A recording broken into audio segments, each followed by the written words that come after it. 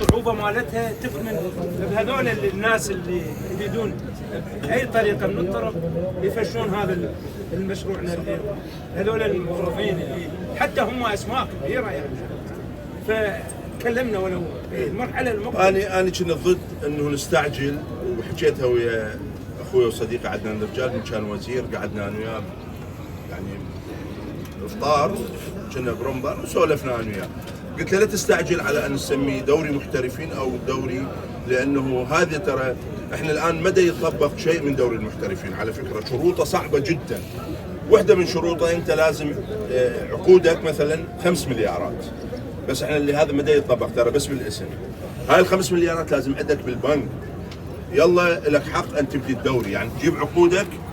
شوف الاتحاد تقول لهم هاي عقود اللاعبين 5 مليار، تقول لك روح جيب كشف حساب يطلع عندك 5 مليار. هاي وحده.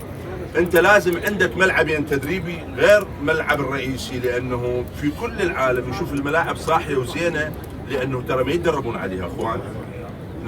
نادي الاهلي في دبي عنده 9 ملاعب، لما تريد توصل للملعب الاخير يودوكم سيارات كهربائيه يودون اللاعبين ايش قد ما بعيد. احنا نادي الزوراء الوحيد اللي عنده ملعبين تدريبي وملعب رئيسي، والملعب الرئيسي انا عليه اشكالات لانه انا ما قبل توقعات. هل من المنطق كان ملعبنا القديم ياخذ 18 و800؟ انا حاسبه بايدي كل نص متر حسبته الى واحد قاعد نقول اسمه الاضعاف ياخذ 18 و800. لما اجى واحد من الاخوان وكلاء الوزاره يعرفهم، اجى فرش لي الخريطه قال لي وقع. قلت على شنو وقع؟ قال لي الملعب هذا راح نبني لكم اياه.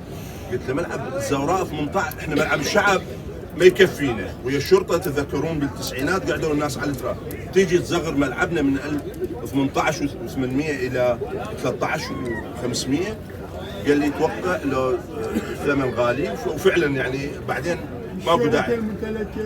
اي شيء وتعرفون اللي صارت عليها، فجبناها.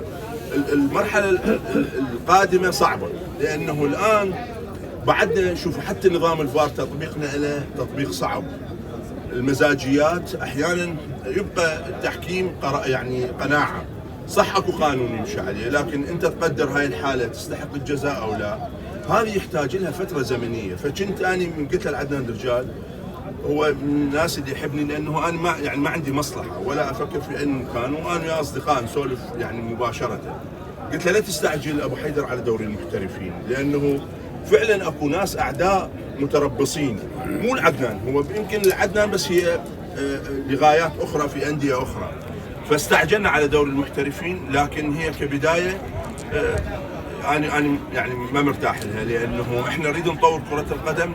علينا انه نبلغ الانديه، يا انديه لا تبقون ديون عليكم، يا انديه هيئوا نفسكم كذا، انه موسم يعني عليكم موسم 25 26 راح يكون دوري محترفين كامل، فعليكم ان تطبقون الشروط. الان شفتوا هذا الحادث اللي صار مع نادي القاسم، هذه ترى الاتحاد الدولي يعني باله مو يمنه ولا يمنه يلغي الدوري. ماكو نادي بالعالم ينسحب نتيجه خطا تحكيمي.